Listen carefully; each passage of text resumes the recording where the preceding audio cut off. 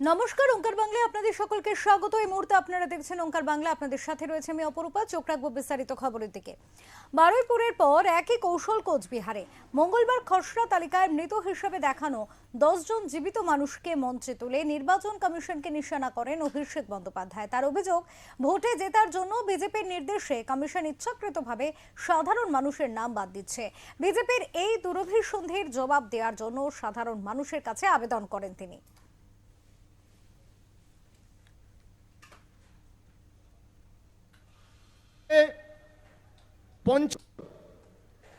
আমাদের রাজ্য সরকারের যে ইতিবাচক কাজ, মমতা ব্যানার্জি সরকারের একাধিক যুগান্তকারী প্রকল্প, আপনি কোনোদিন কোনো প্রকল্পের প্রচার কোনো সংবাদ মাধ্যমে দেখতে পারবেন না।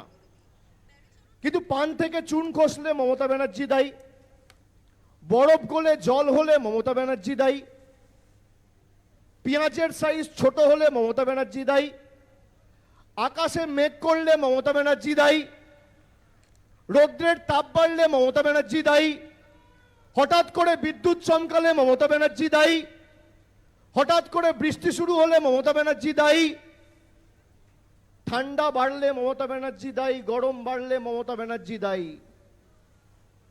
এমন এক সময় আমরা এই কর্মসূচি নিয়ে এসেছি যেখানে সংবাদ মাধ্যম নয়, সমাজ মাধ্যমের ডিজিটাল যোদ্ধারাই বাংলার ধারক বাহক হিসেবে সঠিক প্রচারটা মানুষের কাছে করবে।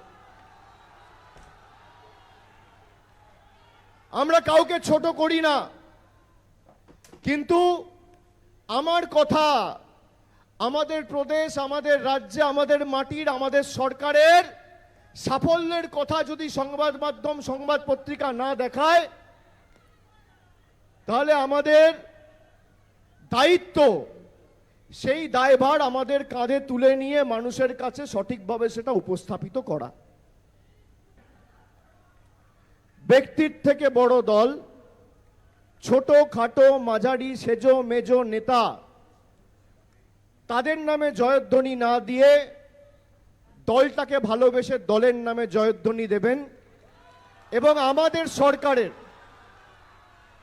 যে ইতিবাচক প্রকল্প এবং প্রয়াসগুলো, সেগুলো যাতে সঠিকভাবে মানুষের কাছে তুলে ধরা হয় তার দায়িত্ব নেবেন। আগে যেভাবে রাজনীতি হতো বা নির্বাচন হতো, সোশ্যাল মিডিয়ার তো কোনো গুরুত্ব ছিল না।